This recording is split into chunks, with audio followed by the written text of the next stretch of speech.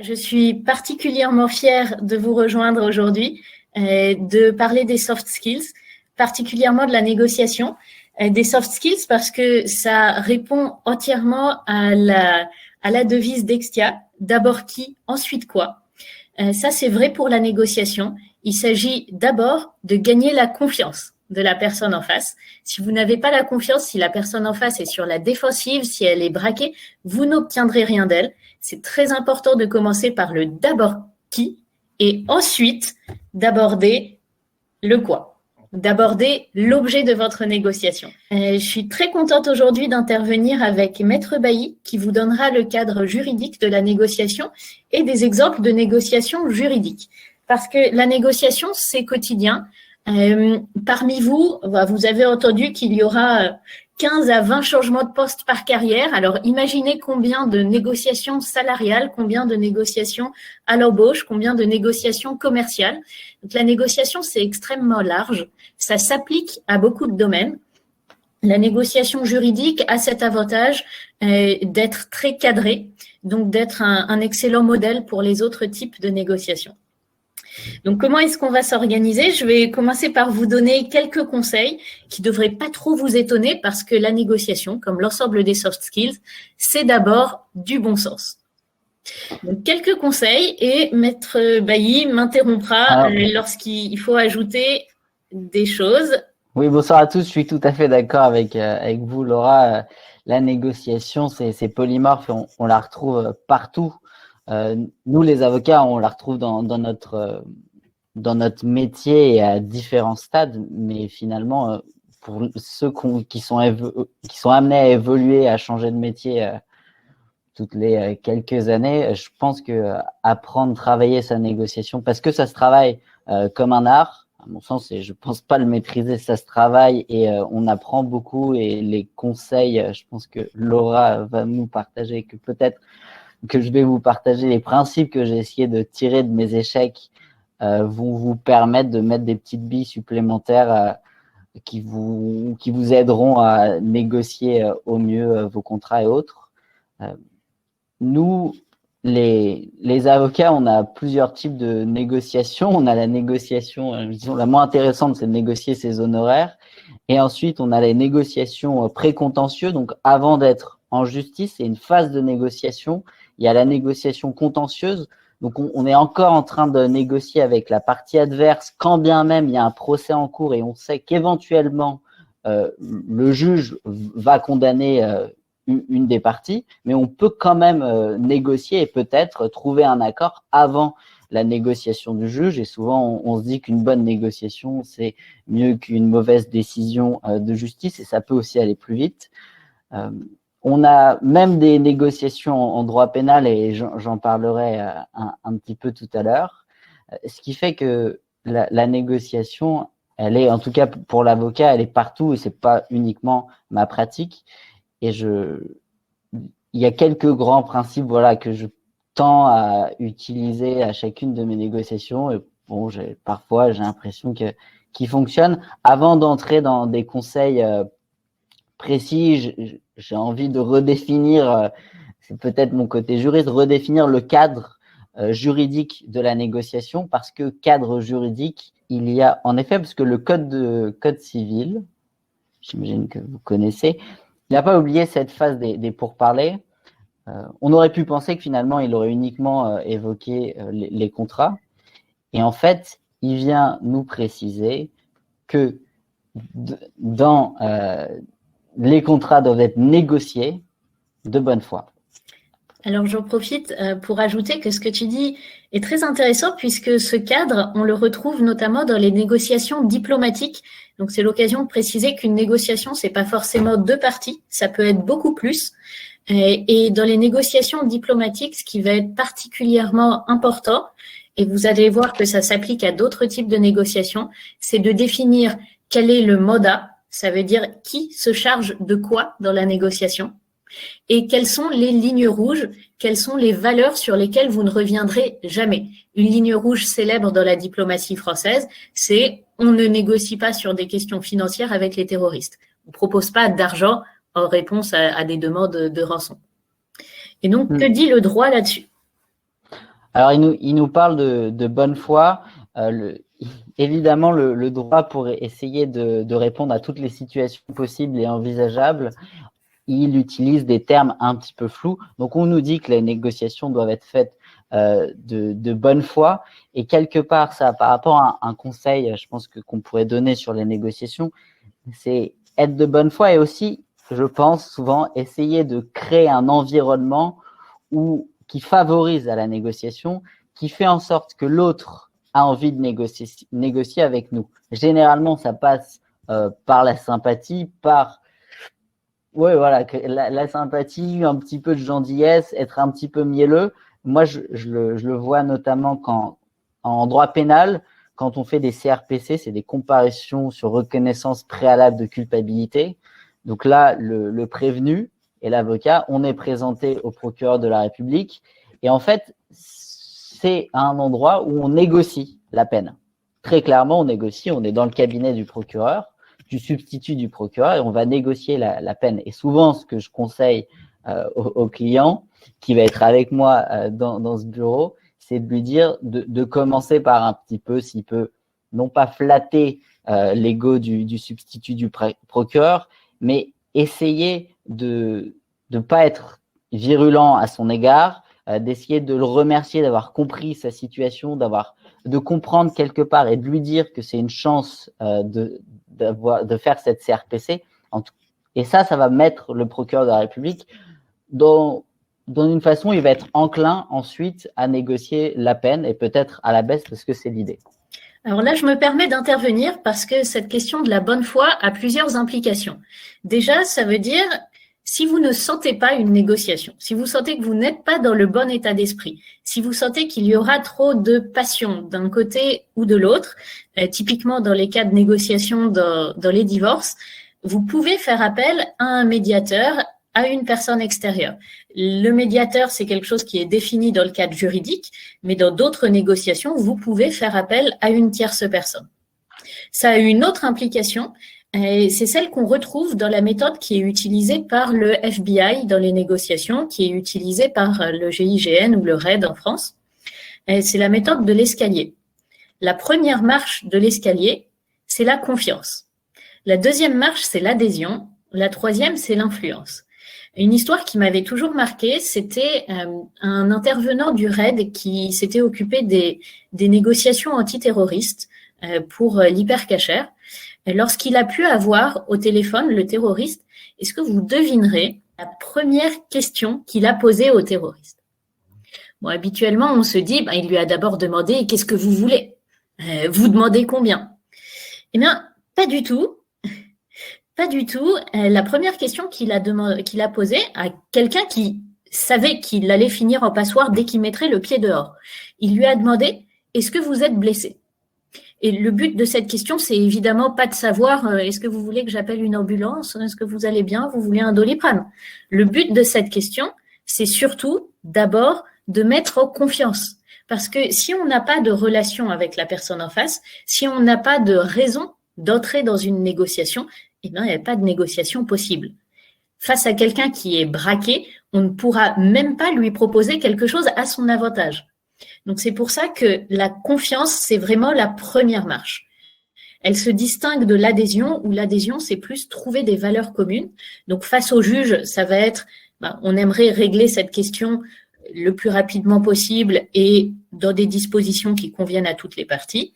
Les valeurs communes, lorsqu'on est face à un terroriste qui n'a plus rien à perdre, c'est plus difficile à trouver. Mais en général, ça va être, vous avez des enfants, vous aimeriez qu'ils soient fiers de vous. Quelle image est-ce que vous voulez laisser? Enfin, ça peut être des valeurs, l'adhésion, ou ça peut être, on est en train de négocier un salaire. Vous m'offrez un salaire, moi je vous offre un travail, des compétences, des heures de travail et toutes mes connaissances et mon implication, on va essayer de trouver le meilleur accord pour nous deux. Ça, c'est important de le repréciser, qu'on a un objectif commun, qu'on va dans la même direction, parce que la négociation, ce n'est pas un marchandage et ce n'est pas un débat. Et alors, ça tombe sous le sens quand on le dit comme ça, mais quand on est en situation de négociation, souvent on se laisse dépasser par l'ego. On se laisse dépasser par le désir d'avoir raison, de l'emporter sur l'autre. Et s'il fait une petite erreur sur un fait, sur un chiffre, s'il est imprécis, on va avoir envie de lui prouver qu'il a tort. Sauf que ça, c'est du débat. C'est pas de la négociation, puisque la négociation, votre objectif, ce n'est pas d'avoir raison. Votre objectif, ça va être d'obtenir ce que vous voulez. Et donc, les deux personnes ont intérêt à ce que la négociation se passe bien, à ce qu'elle se termine par une signature, par une poignée de main. La dernière étape, c'est l'influence, évidemment la plus compliquée, mais ça, on va en reparler. Donc, je voulais préciser ça sur la bonne foi. La négociation, c'est pas du marchandage. Il ne s'agit pas de l'emporter sur l'autre, mais de trouver un accord qui convienne aux deux parties. Pour le dire autrement, une bonne négociation, et je sais que ça, c'est un point qui varie selon les styles de négociation, mais une bonne négociation, pour moi, ça va pas être de couper la poire en deux, selon une expression célèbre. Ça va pas être de faire des compromis qui finalement ne satisfont personne. Et ça va pas être d'avoir deux personnes à moitié satisfaites, mais plutôt d'avoir deux personnes qui ont l'impression d'avoir gagné parce qu'elles vont avoir négocié sur les marges créatives. Typiquement, si vous négociez un salaire, vous pouvez accepter un salaire plus bas si les conditions de travail sont supérieures. Ou inversement, vous pouvez négocier un salaire plus haut en acceptant des concessions sur les horaires de travail, sur la disponibilité, sur le temps de télétravail, bref, sur toutes les marges créatives qui entourent le prix, pour ne pas céder simplement au marchandage. Donc ça, c'est ce que je voulais préciser sur la question de la bonne foi. Tout à fait. Et c'est très vrai qu'il y a un lien réel entre la bonne foi et la confiance. Et je vous rejoins tout à fait sur le fait qu'il faut pas réfléchir justement en marchandage, mais plus en concession afin de trouver le meilleur accord. Et le droit va en ce sens-là. Alors, il n'utilise pas le terme confiance, mais bonne foi. Et dans la bonne foi, la Cour de cassation, mais finalement tous les tribunaux, voient qu'on est censé donner à son co-contractant, des éléments, des informations qui sont justes et qui ne sont pas fausses.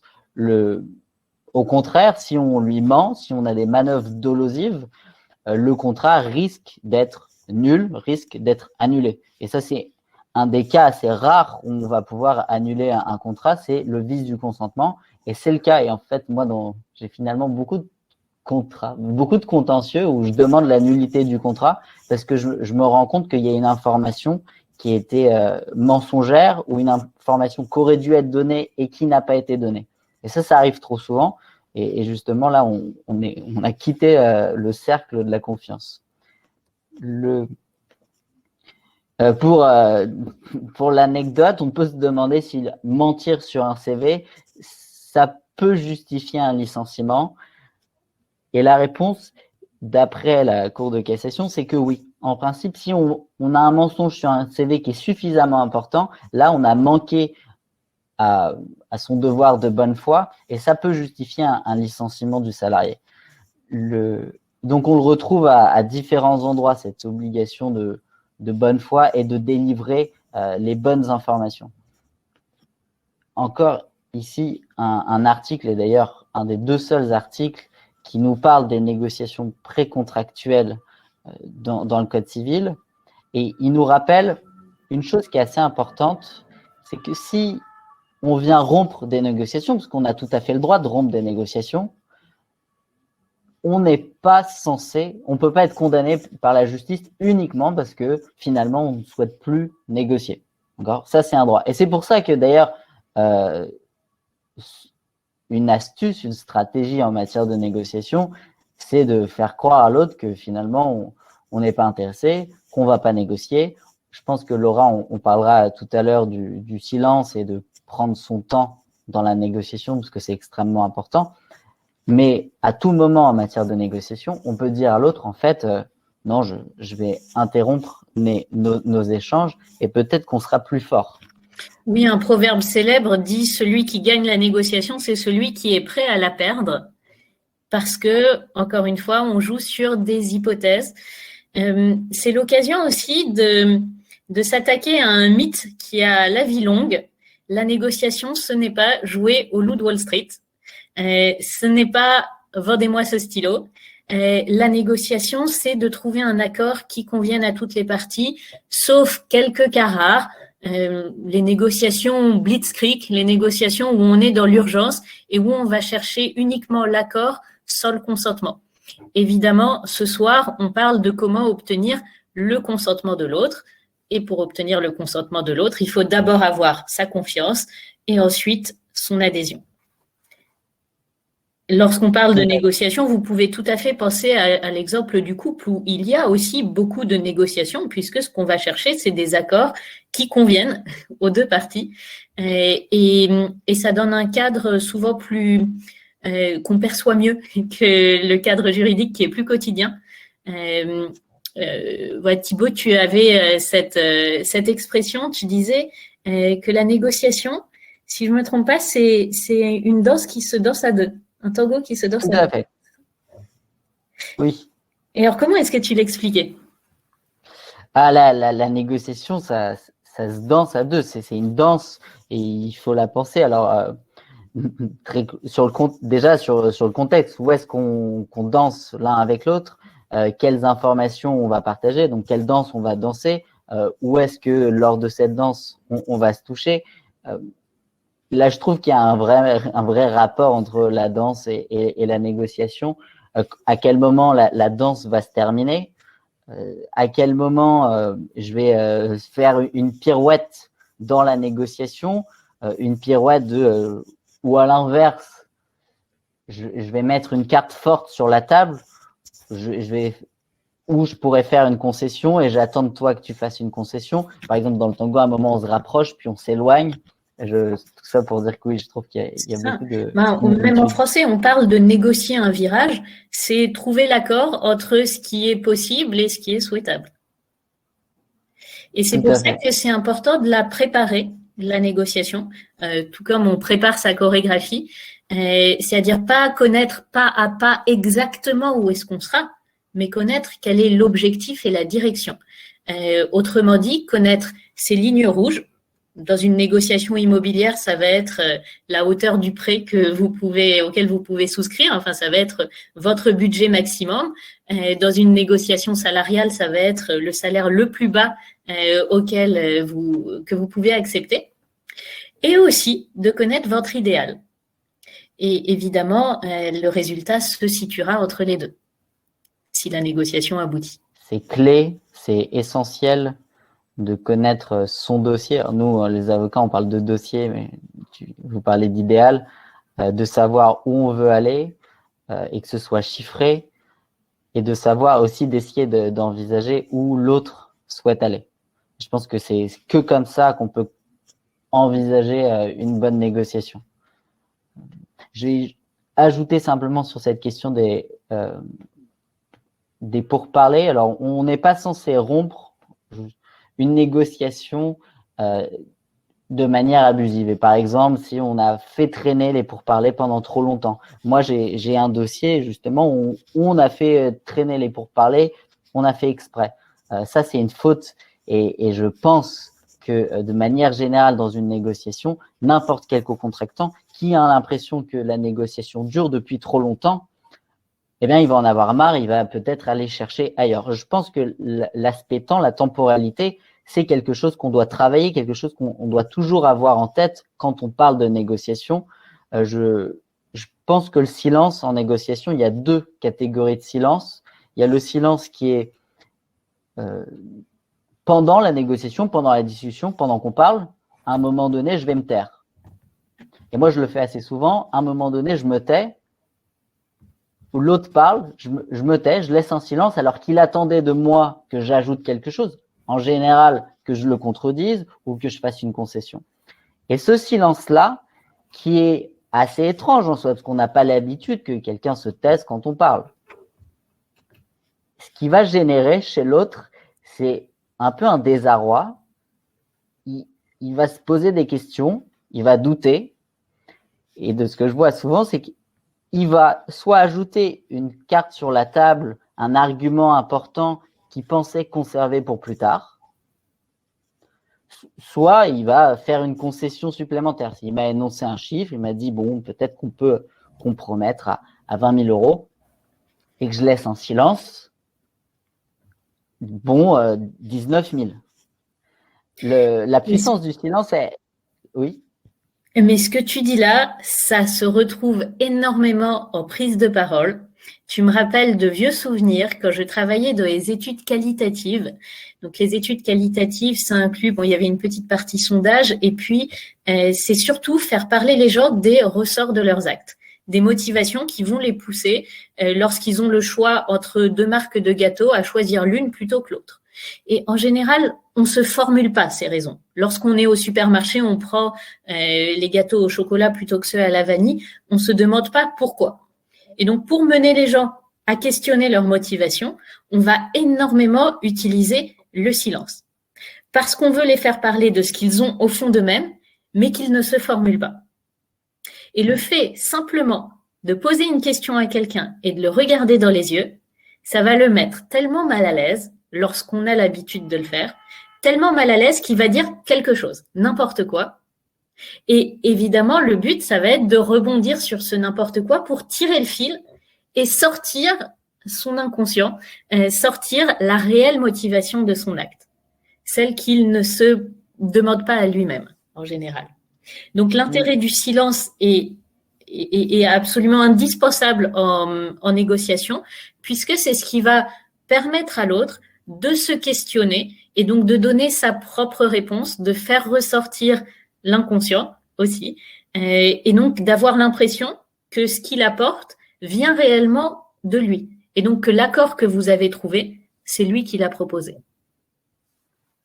Oui, je suis d'accord, je suis tout à fait d'accord. Et je trouve que le deuxième aspect du silence, la deuxième catégorie de silence en négociation, c'est savoir se taire et c'est savoir prendre des pauses. Toute négociation en général, on n'est pas obligé de signer là maintenant tout de suite. Alors, toute négociation importante, elle se pense dans la durée. On a quelques jours, une semaine, parfois plusieurs mois. Et il faut le garder en tête et toujours se dire, en fait, je peux là m'arrêter et dire très bien, je vais y réfléchir. Et ça, c'est clé parce que derrière, l'autre, comme il n'est pas à l'initiative de ce temps de pause, il va être un petit peu frustré. Il avait envie de négocier. Il se retrouve frustré. Peut-être qu'il va revenir vers vous avec plus de concessions. Peut-être que pour lui, il est plus urgent de négocier rapidement, donc il va vous le faire savoir, ce qui vous met forcément sur une sorte de piédestal vis-à-vis de lui, et donc vous aurez moins de concessions à faire que l'autre.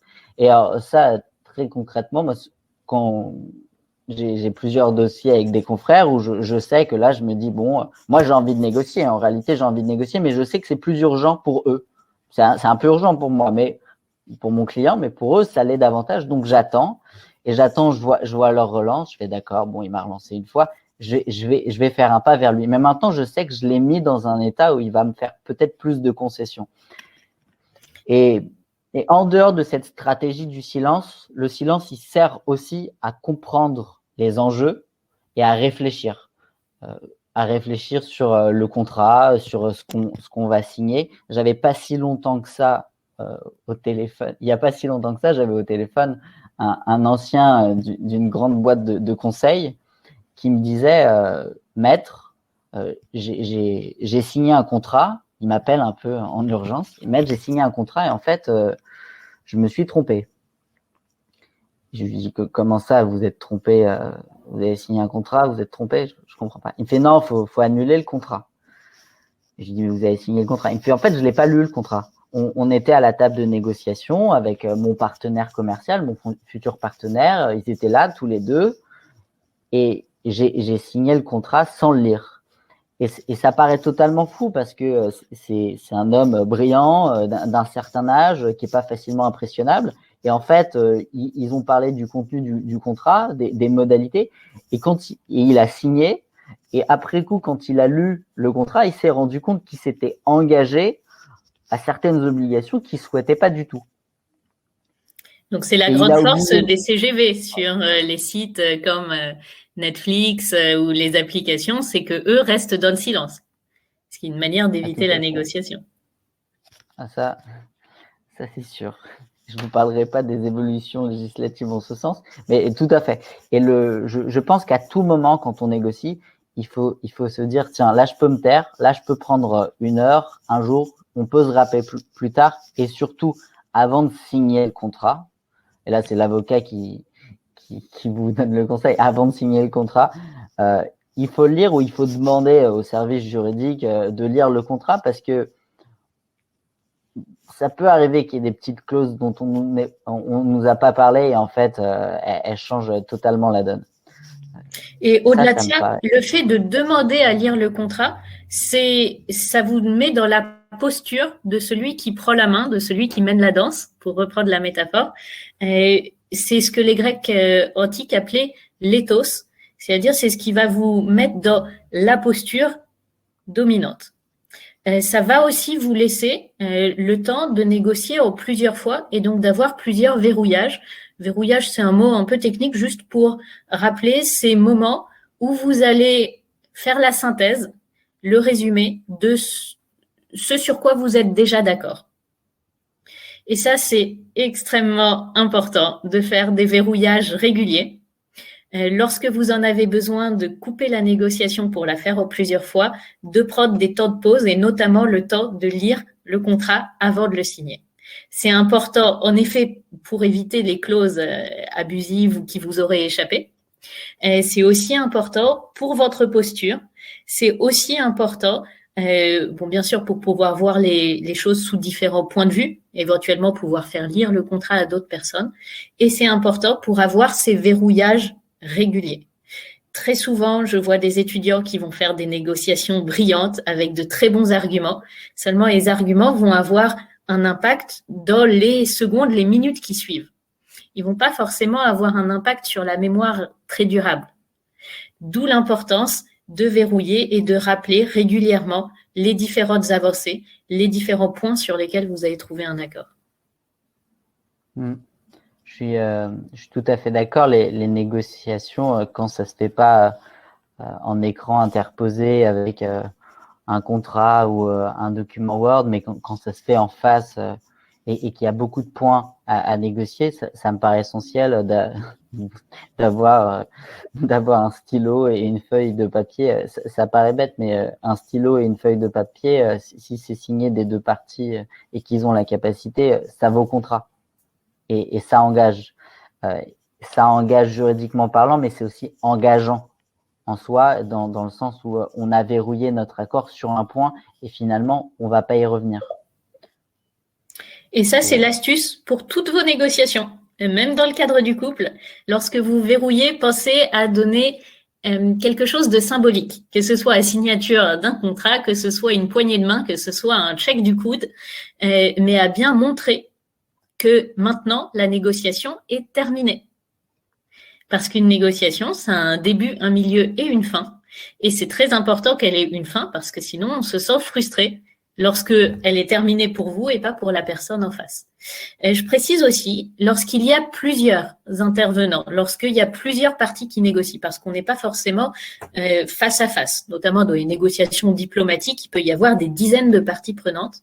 C'est important que le contrat, que, en tout cas, les accords que vous ayez trouvés soient communiqués à tout le monde de la même manière, pas qu'il y en ait qui le reçoivent par mail et d'autres à l'oral, et de la même manière, évidemment, avec la même information, pas qu'il y ait de favoritisme dans l'information.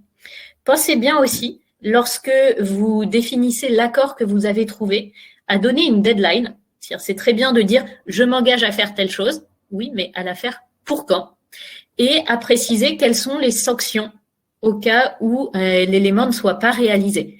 Qu'est-ce qui se passe si chacun ne fait pas sa partie, ne remplit pas sa partie du contrat? Merci beaucoup à tous. Évidemment, Je vous encourage à pratiquer la négociation. C'est bien beau de voir la théorie. J'espère qu'on ne vous a pas trop étonné et que toute la théorie relevait du bon sens. Maintenant, il reste à appliquer et à confronter toute cette théorie à la réalité.